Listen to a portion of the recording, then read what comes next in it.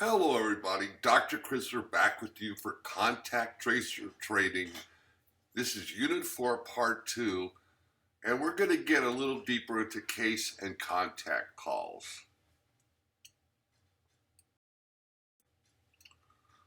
When you're interviewing the case, the person that uh, uh, has tested positive for COVID, you want to get a feel for their symptoms.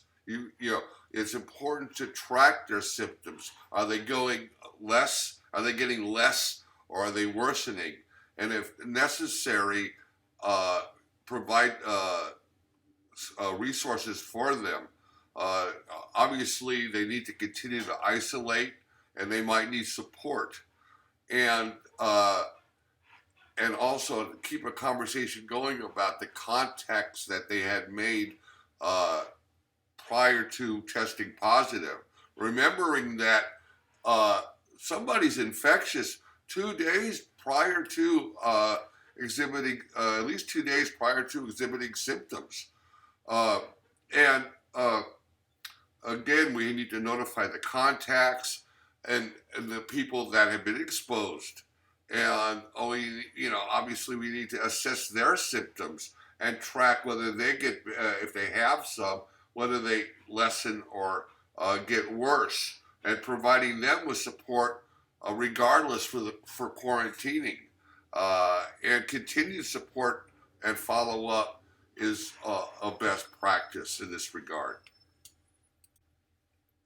So generally, when someone tests positive, their information goes into an electronic system, some centralized database either in your community, region, state. It depends, just like the way COVID has been dealt with nationally. There's like 50 or different ways for that states are handling the electronic case reporting. So it's really important to do that because it takes investigators a while to get this data, and we need to keep and to prevent community spread, we need to deal with it quickly. We need access to that data. So the reporting of positive tests obviously should be automated and standardized. Uh, and Even better when we are able to get test results to people quicker than we have been able to get test results to people. So we're tracking symptoms, trying to identify when they're getting worse, help people get medical care if they need it. Also, tracking when they when they have recovered and they can end isolation, both for the cases and for the contacts, depending on whether or not they develop symptoms and when they're ready to uh, no longer have to quarantine, and also whether or not they might need testing and they might need access to testing, and we need to help with that. And the problem is, it's time consuming to keep up with people like that. So we do need some technology to help us with that. We use the database, and also we can use text messages to remind cases and contacts regarding their timelines. And also, this allows us to have, to do more contact tracing. It takes less time for each case and each contact, and certainly speeds up and streamlines the follow-up process, which is extremely necessary for preventing community spread. And like people, and also remembering people might need help with getting food or medicine, or might need reminders regarding isolation, quarantine, but we can't just keep calling them all the time. So it's really helpful to have automated text messages. It's also for ways for cases and contacts to be able to contact us when they need help and services. So there's a lot of technology now available. Again, by on the statewide level, on regional levels, that will help both us as contact tracers, but as well help contacts and cases. Combat this COVID and help prevent community spread. Because we need frequent follow-up, and that can be automated.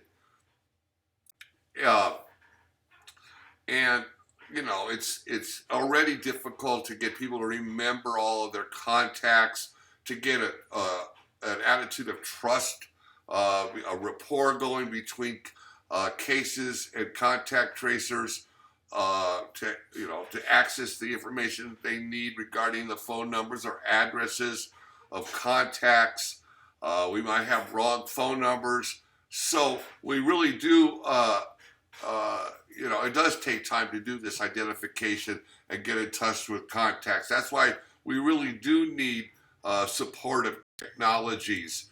And smartphone users are now have access to applications that not only help with the identification process, but also there's new technology, Bluetooth type technology, that allows people to know when perhaps they get near somebody that has COVID or been exposed to COVID, that somehow using special technology, you know that you're within 6 feet of somebody that you shouldn't be. Or perhaps just identifying a contact that you got close to in the last 2 days that has been stored in a database in a smartphone app.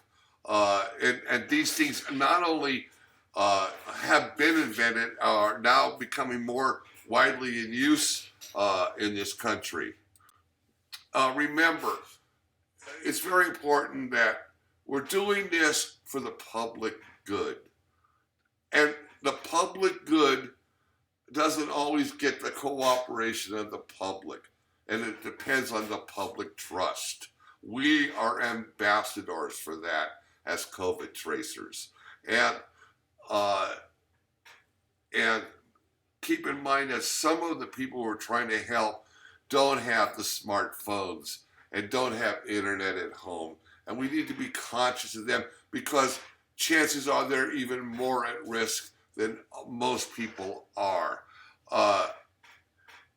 And just knowing that someone has tested positive and needs to quarantine, or someone who has been exposed to somebody, I should say, and needs to quarantine, it may not be enough to get them to do those things.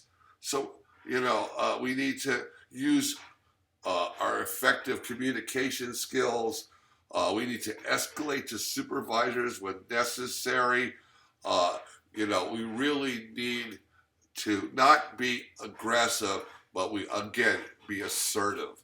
And just to take a look at, as we close this unit 4, part 2, I look at one page of an available Google search with all the different apps that are available for contact tracers and for preventing community spread. So this is Dr. K. I'll be back with you again for our final part, Unit 4, Part 3. Bye.